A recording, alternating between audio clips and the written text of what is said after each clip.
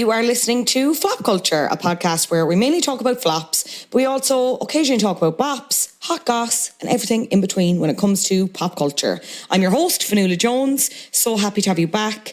Hope you loved last week's episode on glitter with Louise McSharry. If you did, please don't forget to rate and review the podcast wherever you listen to this podcast. If you leave a 5-star review on Apple Podcasts, I will recommend you a little bop or flop at the end of an upcoming episode. All you have to do is leave your nickname within the review and I will get that to you via your ears. If you need more content, Flop Culture is on Patreon, patreon.com/flopculture, where you will get a minimum of 2 bonus episodes a month. You'll get Bop Culture, the series that's all about things that are great, actually, and some other kind of more current or niche topics that I feel like I can't get into fully on the main feed. It's great. I love it over there. Come join us. We'd love to have you. But now, back to the main event. Are celebrity fragrances in their flop era? From my perspective, at one point in the early to mid-noughties, every celebrity had their own fragrance, sometimes even their own line. What started with Elizabeth Taylor's White Diamonds in 1991 soon opened the floodgates for celebrity scents. At this point in time, the celebrity landscape was noticeably shifting. Famous people were no longer seen just as famous people within their respective fields. They became aspirational, influential, and more importantly, trendsetters. This also brought along the earliest iteration of fan culture, which saw people wanting to emulate their faves right down to how they smelled. This was largely spearheaded by Paris Hilton in 2004 with the release of her first fragrance, Paris Hilton for Women. It quickly became one of the best-selling celebrity fragrances of all time and was the blueprint for many of today's celebrity beauty brands. But why fragrance at all? Why bother? The thing with celebrity fragrances was that they offered fans a unique way to connect with their beloved stars on a personal level. Through the choice of specific notes and accords, these fragrances purported to encapsulate the essence and emotions associated with these celebrities. Fans felt an emotional attachment to these scents as they allowed for an intimate connection to their idols. Moreover, these fragrances were often more accessible than other luxury perfumes, making it possible for a broader demographic to own a piece of the celebrity lifestyle. For example, Ariana Grande's Cloud Eau de Parfum costs €50 in comparison to Lancome's La Vie est Belle, one of my favourites, which costs €104 for the same size. With fragrance, you were also not limited to a single genre or style. Celebrities from various backgrounds launched their own fragrances and were therefore able to cater to different tastes and preferences for their own, often very diverse fan bases. You also didn't have to appear to be an expert or even a massive enthusiast to front one in comparison to, we'll say, a beauty brand of their own. The assumption is most people are into fragrance in some way, even if it's just simply wearing it. And while generally celebrity fragrances may not cost as much, for some celebrities, they make a pretty penny. Paris Hilton's fragrance empire has reportedly generated over $2.5 billion in sales. Jennifer Lopez's fragrance franchise isn't far behind that, with more than $2 billion in retail sales since its launch in 2002. That's according to WWD. Britney Spears is right behind them again, with $1.5 billion in total sales. And Ariana Grande, the aforementioned, her fragrance line has been incredibly successful since its establishment in 2015, garnering over $150 million in sales in its first year alone. The remarkable popularity of celebrity fragrances stands out as a testament to the influence that pop culture icons wielded over consumer behaviour. But why are many celebrities now choosing to wield that influence elsewhere? Why are we seeing less and less celebrities launching fragrances?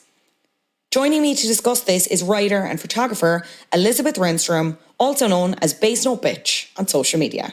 Enjoy! Elizabeth Renstrom, thank you so much for joining me on Flop Culture. How are you doing? I'm well. I put on a celebrity perfume for this conversation, so I'm also very sweet. Oh, what are you wearing? I'm wearing M by Mariah Carey. I'm listening to her audio book of her autobiography, so I felt like, why not celebrate? It's fitting.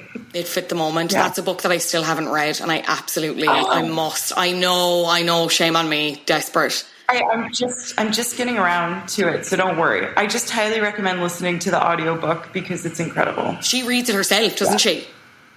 She does. Okay, yeah, I need to get on that. That's atrocious that I haven't yet. You mentioned there you're wearing celebrity perfume, and people have guessed from the title that this podcast episode is all about celebrity perfumes and celebrity fragrances. It's an area that I'm particularly fascinated by within celebrity culture, and you yourself, because you've built this Instagram around, well, predominantly perfumes, not just celebrity perfumes. Can you tell listeners a little bit more about Base Note Bitch?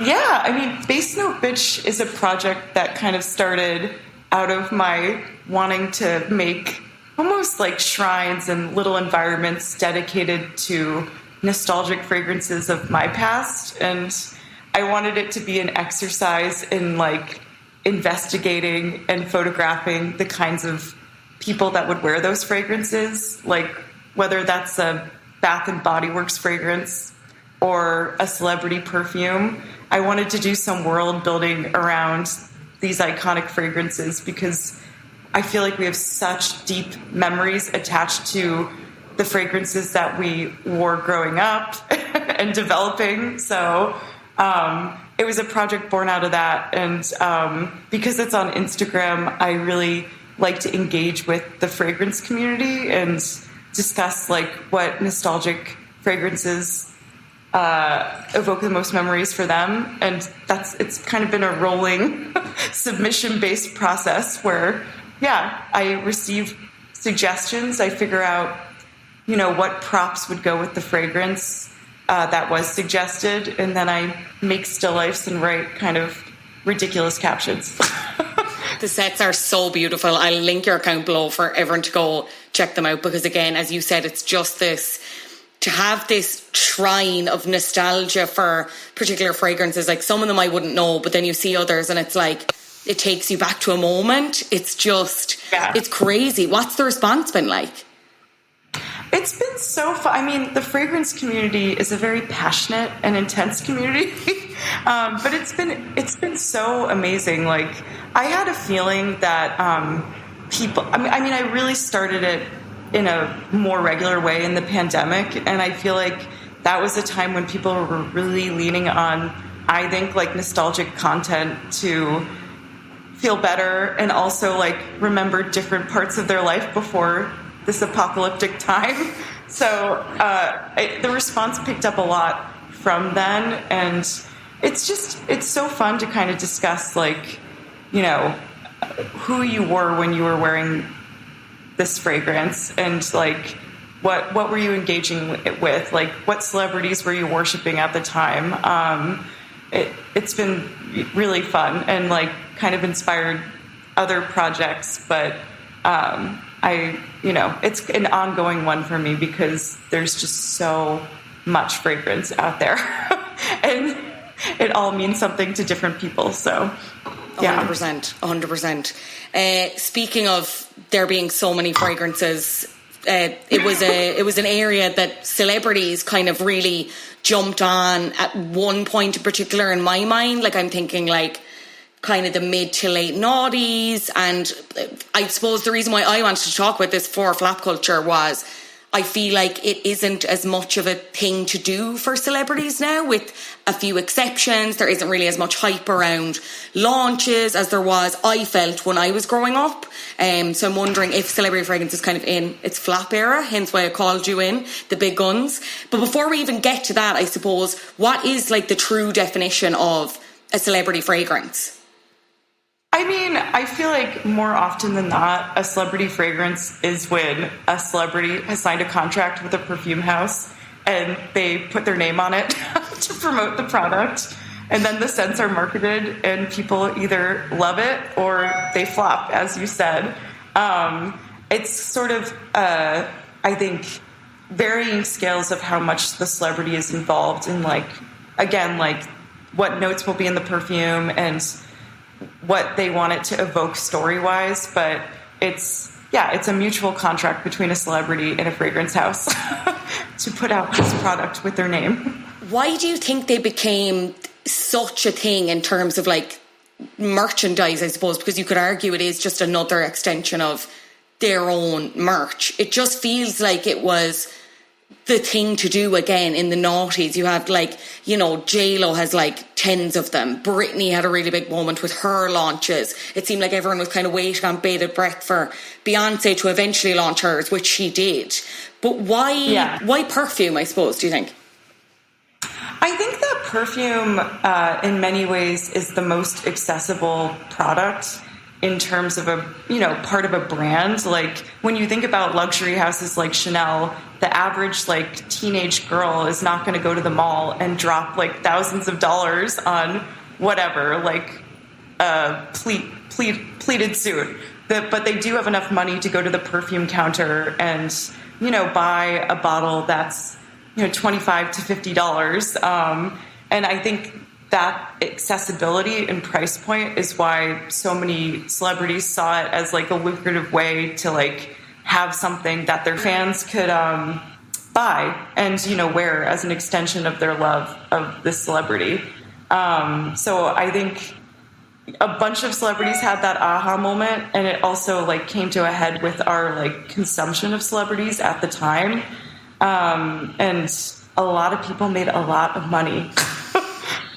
Oh, I can't even think about it. Just off. Oh, I can't. What a time. What a time.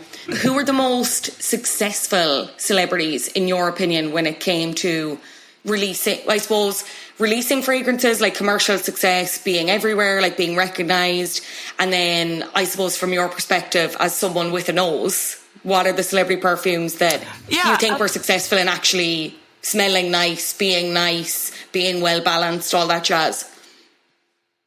I think that the most successful celebrities who have made fragrance are the ones that actually now their perfume business has surpassed their other business. So when you think about somebody like Britney Spears, I think you could almost say at this point, like, she's made more money off of her perfumes than she has her music career. And there are other factors involved with Britney Spears, obviously, but also like Elizabeth Taylor, Elizabeth Taylor, Paris Hilton, Britney Spears, I think have all had massively successful businesses in perfume.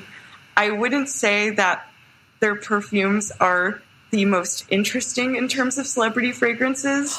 Love that shade. I love a read. I don't know. I think, there's some iconic Britney like variations, like flankers of Curious, but I think that when a celebrity is more involved in like the conceptual process of like notes and whatnot, I think that's when the fragrances are just more interesting and like not just a fruity floral. So I think a good example is somebody like Ariana Grande. Her fragrance, I mean, she's a huge pop star, but her fragrances are also really interesting, and I think they're going to have longevity outside of like her pop stardom because they're really interesting, good fragrances. Like Cloud has become a cult classic for a reason, you know, because it's not just a fruity floral. It's a really sugar spun gourmand with like an interesting note of marshmallow. Whereas I think you could probably associate a lot of celebrity fragrances with like that classic shampoo-y kind of fruity floral, as I said. So yeah, there's like two different sides of it. And I think people are always trying to covet the celebrity fragrance that's actually good, you know, the one that's interesting and kind of aligns with niche perfumery.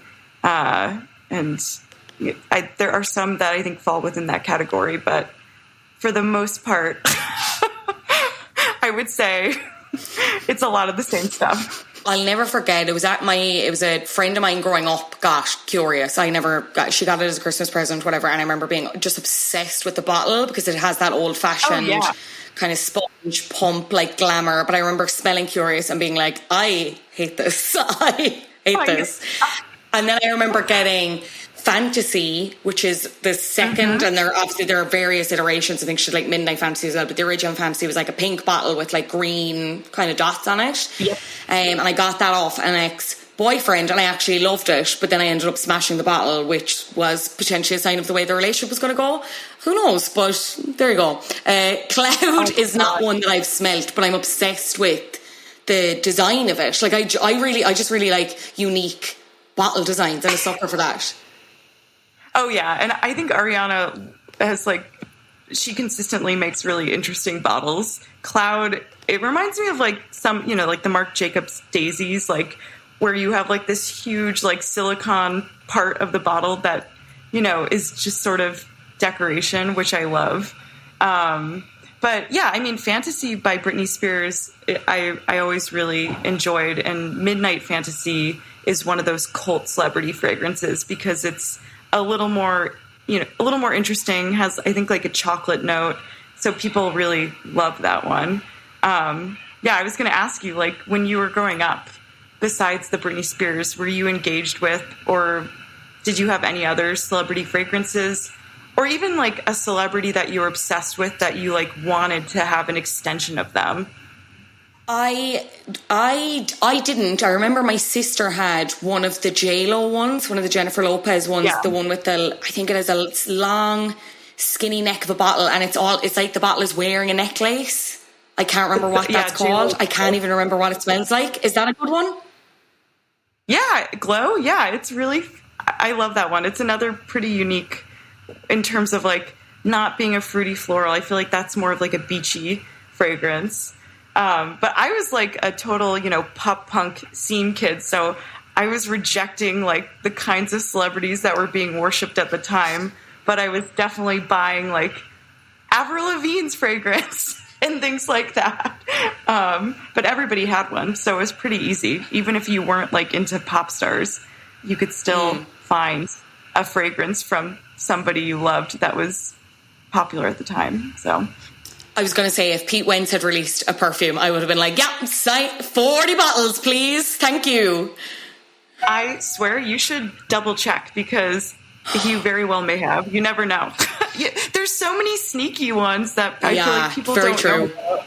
So true. Any prominent flops in your mind in terms of celebrity fragrances, like ones that you've smelt that are like, it's not even that they're just forgettable, they're like actively bad, or anything, you know, bottle design, marketing, anything that stands out to you that kind of makes you, sets your teeth on edge? Oh my gosh. I feel like, unfortunately, a lot of the flops I'm seeing in celebrity fragrances are like present day. And I know we'll get to this, but I feel like the market isn't as much there. And I don't even want to speak this out into the world, but I do think that Rihanna's perfume, the one that she put out like in the past 2 years, it's a really interesting fragrance. But to me, that was kind of one of her products that was a flop. No, I think that's fair, because I remember there was a lot of chatter on launch. I haven't smelt it, I will say. I'll hold my hand up there. A lot of chatter on launch. Looked like a very nice bottle, like very in the Fenty family, like glamour, kind of luxury, whatever. I have not heard a peep about it since, to the point where when you brought it up, I was like, oh, I forgot she launched that. Like, that went crickets. And she's so successful in her other endeavours that it's like, surely that's an automatic success. But maybe not so.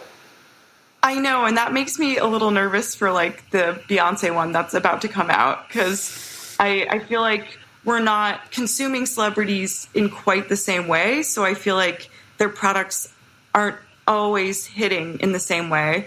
And I'm curious, like I'm not sure how well like somebody like Billie Eilish's fragrance did.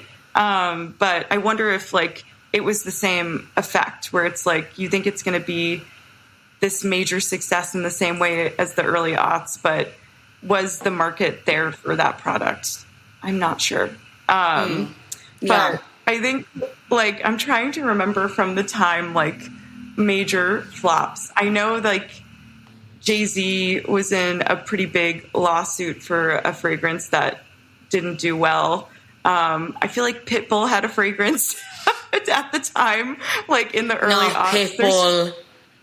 Yeah, I feel like there are so many celebrities that we like, you know, don't think about often, that we're all trying to like jump on this train, and maybe it didn't have like the staying power as somebody like Paris Hilton, who has like honestly consistently put out new fragrances like since her first one in, I want to say it probably, I should know this, but I feel like probably 2005 or whenever she was like starting to like gain popularity from Simple Life.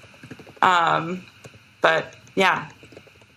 Do you remember any controversy around the Lady Gaga perfume around something to do with ingredients? It's like the Fame perfume that she put out. I remember there was some, because it was like a black perfume, but then when it was airborne, it was black in the bottle, but then when it was airborne, it wasn't black. But I think there was also, I think she'd said jokingly or something that there was like semen in it or something, or like sweat. She'd literally put her own sweat into it. And obviously that was like fully a marketing line. Her sweat definitely isn't in it. But I remember just the controversy around it because she was such a lightning bolt for controversy in some ways. I use the word controversy lightly, but it was just that people didn't know how to...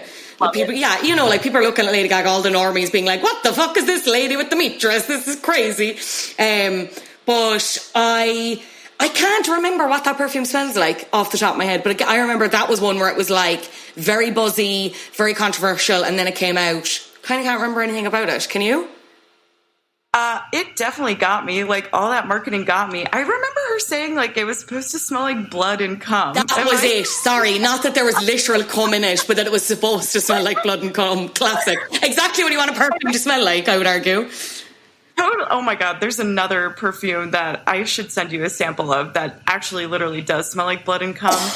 Anywho, it's called Secretions Magnifique. But, Lady Gaga, my God. Yeah, she marketed the fragrance that way, and I don't know, like, if initially in like early modifications of the perfume, if it ever did smell like our bodily juices, but the fragrance itself now, like, it's pretty tame.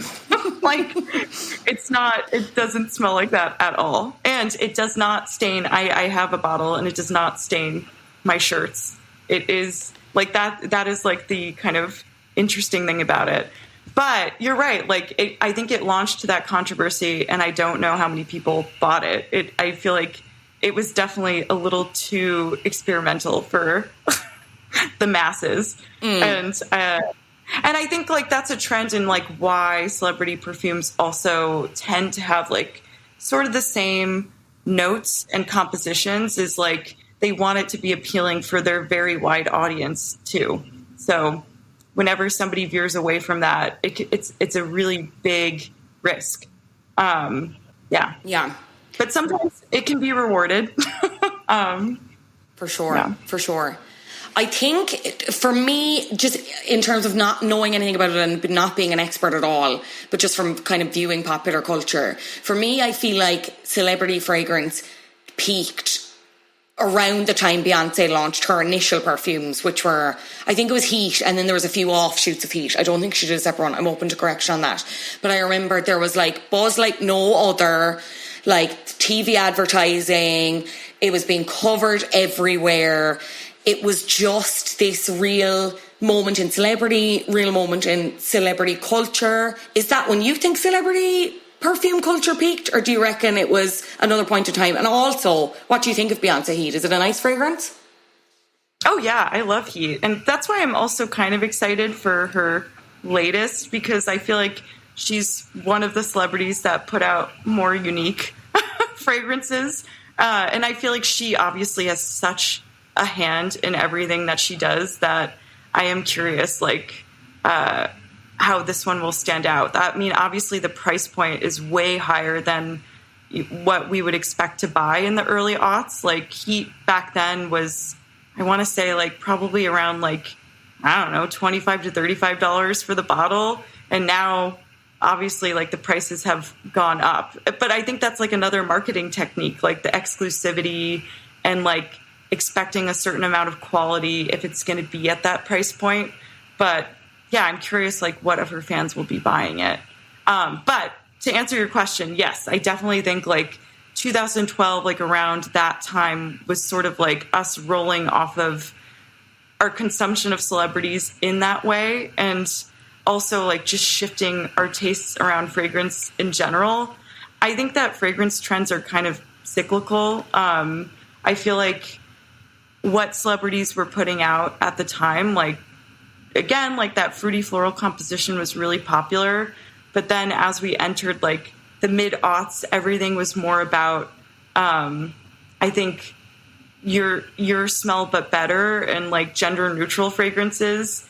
And I feel like celebrity fragrances are often super gendered. So I think we had a rejection of that and kind of moved more towards more subtle skin scents, as lots of people like to call them. And now I feel like we're coming back around again. People are liking louder, more bombastic fragrances.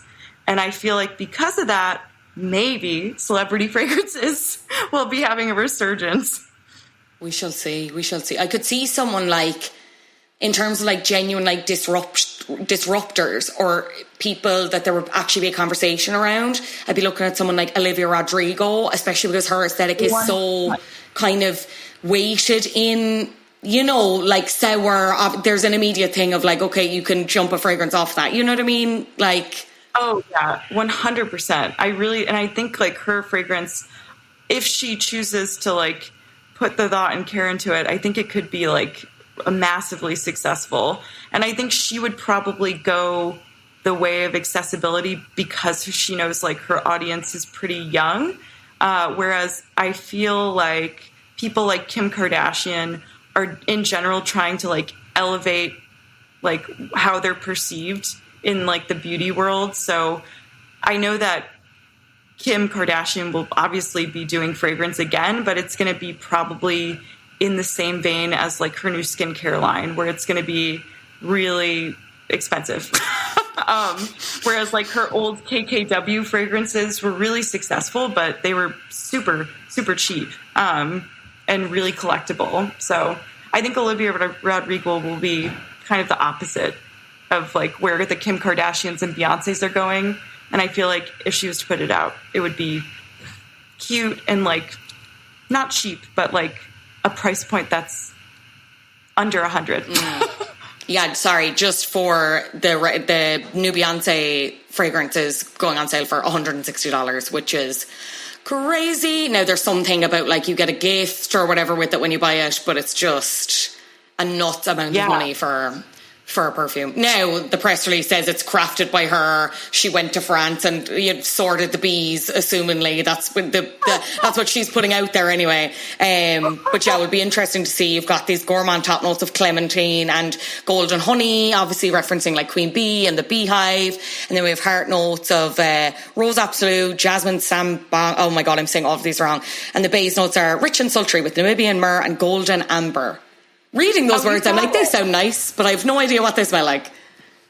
Oh my, I feel like it's going to be like a nice, sweet floral fragrance. Maybe she'll have like a little bee corpse that she sends with each bottle. Who can say? The whole world is like, save the bees. Beyonce's like, I don't give a fuck.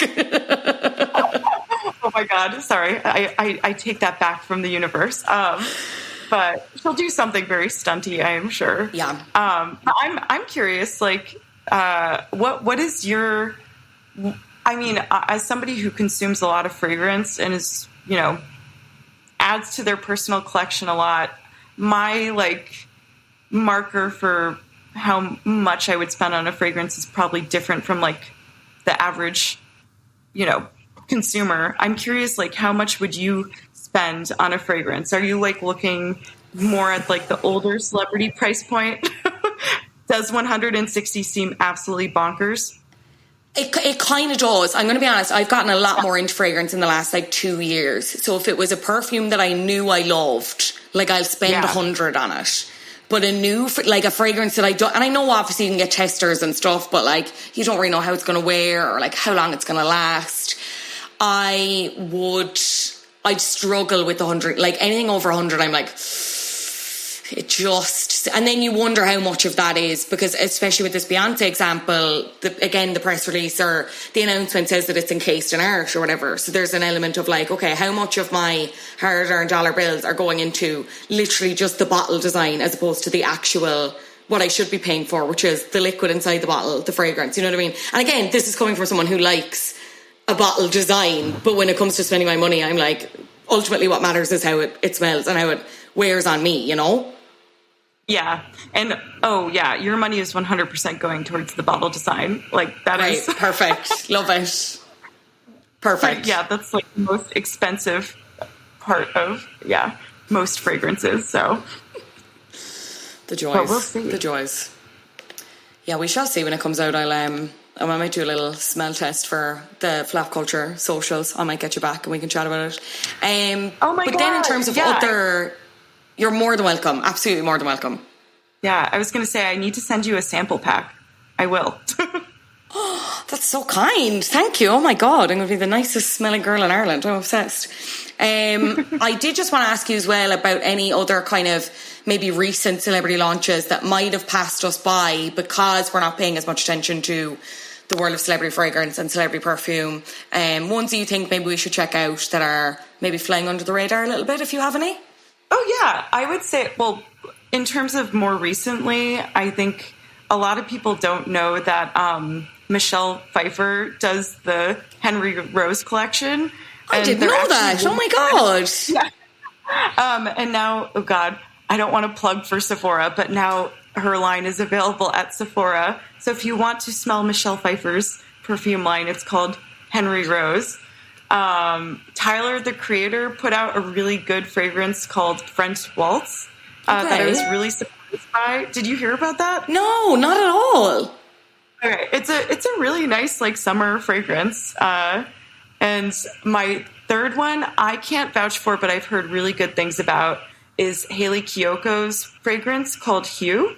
And I feel like, yeah, she's an example of like, yeah, her audience is pretty, dedicated. And I think the fragrance did well for her. But she has like more of a focused micro audience. But still a celebrity. But one of my favorite celebrity fragrances of all time is Stash by Sarah Jessica Parker. It's such an interesting one, and that's kind of like cult status. Is the TV ad for that like around something being robbed or her going to jail? Am I making that up? Oh my God, I don't know, but I'm gonna have to look it up. Celebrity perfume commercials are like crazy. Their own thing. They're absolutely insane. I remember all the Hilary Duff ones growing up. Oh my God. Like, yes. Oh my God, throwback. Yeah. Also, that was pretty good too. They're very expensive on eBay now, all of the Hilary Duff ones. Yeah, so. They've become like a real collector's item. What is it? Is it just that it's her, or is it, but they actually smell good as well? A combination of both? It's that they actually smell good. Okay. I think. There's like, she must have used like an unusual note for the time, like sandalwood or something. And everyone lost their minds. They were like, oh my God, this smells so different. Crazy. Lizzie McGuire. But yeah, those three would be like my current recs. If you haven't smelled them yet, they exist and they're technically celebrity fragrances. So yeah. Okay, I'm going to go investigate them. So there was one fragrance that I was obsessed with as a teenager. I think I got it as a gift, actually, from an ex-boyfriend. Shout out him, I will say, because obsessed.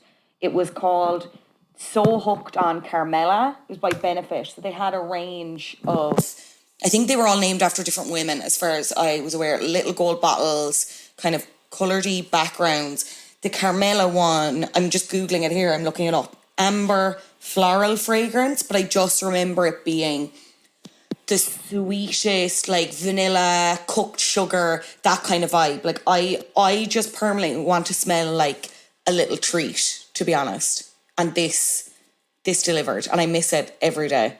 Oh, I love it. So you're a gourmand girly? If that's what that means, then I am, I guess. I love that. I'll take that. Do you still gravitate towards sweeter fragrances with like notes like that, like edible notes? Yeah, definitely sweeter fragrances. Yeah, 100%. Yeah. Okay. Yeah, what's in your current rotation? Oh, okay. I love Lancôme, the Idol one, the skinny bottle. What else am I using at the minute? The Maison Margiela, what are they called? And they're like clear bottles. Either Maison Margiela. Yeah. The one of them, I cannot actually remember what the name is because I was very lucky to be sent it. And then I have the Angel, but it's not the blue one, it's the pink one. Because my mom loves the blue one and I don't love the blue one. And then I got the pink one. I was like, oh, this is everything. This is everything. That's Mugler, isn't it? Yeah. Oh, yeah. And Mugler is like, I mean, talk about like a fashion house that also was so groundbreaking in terms of fragrance. Mugler really put gourmands on the map with Angel because it's, you know, such a unique fragrance. And it has like that almost overly sickly sweet quality, but it's a masterpiece. I don't wear it myself too because it's very strong on me, but I love it. Your mom has good taste. She does. And it's all she ever asks for birthdays or Mother's Day presents. So it makes our job as children very, very, very easy. Yes. Elizabeth, I could talk to you all day. This has been fascinating, and I'll definitely have you back when the new Beyonce one comes out, and we can do a full deep dive. But if anyone is looking to hear a bit more about your work, look at your work, where can people find you? And I'll leave all the links below as well. Yeah, you can find me on Instagram at basenote_bitch. And that's where you'll find the photos and reviews. But I also have a website that is just a different kind of viewing experience where I recite the reviews out loud in a very high-pitched tone. It's a performance art piece, you know. I love that. And then, if you want to check out my regular work, it's just my name, Elizabeth Renstrom. But yeah, I hope I find some new perfume heads in Ireland. Yes, I'm sure they're lurking. They've been looking for this, and I'm happy to bring you all together. As happy as I was to find your account. And yeah, what a pleasure to speak to you today, Elizabeth. Thank you so much for joining me on Flap Culture. Thank you. I'm such a fan, and I hope that you investigate more celebrity perfumes. A huge thank you to Elizabeth for joining me for this episode. I'll leave all her links below. There's been a couple of other launches since myself and Elizabeth last spoke. Sabrina Carpenter just launched her second fragrance. I didn't even know she had a first one, but there you go. Sweet Tooth. This is in collaboration with Scent Beauty, who also do Dolly Parton's perfume. Did not know she had a perfume. There you go. Sweet Tooth is described as pure confectionery joy, featuring candied ginger and chocolate marshmallow, which envelope a milky vanilla centre on a bed of chantilly cream. I just want to eat that. Oh my God. A scent so delicious, mouth will water, just sweet enough to feel a bit naughty. And the packaging looks like a chocolate bar. Good for her. Love it. I do kind of want to get a smell of that based off how much I love the Old Benefit one, the Carmela one, R.I.P. Did you love it? Are there any celebrity fragrances or just fragrances in general maybe that you're mourning? Please get in touch, helloflapculture@gmail.com. I'd be very interested to hear. That is all from Flap Culture Towers this week. I'll be back from holidays next week, so we will be back then with Top of the Flaps, and never fear. My name is Fionnuala Jones. This has been Flap Culture. Please follow us on social media. It's at flapculture_pod on Instagram and TikTok. We'd love to have you over there if you are willing and able. I will see you all next week, and I'll be suitably sunned and in my bop era, fingers crossed. Until then, bye guys.